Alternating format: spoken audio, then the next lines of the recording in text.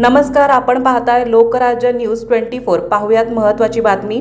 गांजाची विक्री करणाऱ्या एका कुटुंबातील 3 महिलांना पुणे पोलिसांनी अटक केली आहे। विमानतळ पोलिसांनी ही कारवाई केली आहे। या तिन्ही महिलांच्या ताब्यातून जवळपास 2 किलो आणि 30,000 रुपयाची रोख रक्कम हस्तगत करण्यात आली आहे।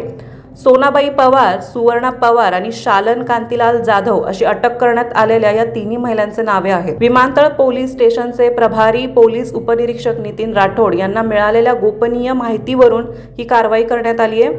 चंदननगर भागात काही महिला गांजाची विक्री करत असल्याची माहिती त्यांना मिळाली होती। त्यानंतर पोलिसांनी या ठिकाणी छापेमारी करत गांजा हस्तगत केला। अधिक चौकशीत या महिलांकडून गांजाची विक्री होत असल्याचे निष्पन्न झाले। छापा टाकून त्यांच्याकडून 30,000 रुपयाची रोकड व 1.965 किलो गांजा जप्त करण्यात आलाय।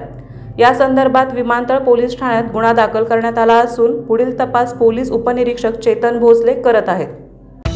महाराष्ट्रातील महत्त्वाच्या आणि ताज्या बातम्या पाहण्यासाठी आजच आमच्या लोकराज्य न्यूज 24 न्यूज चॅनलला YouTube वर सबस्क्राइब करा आणि बेल आयकॉन प्रेस करा।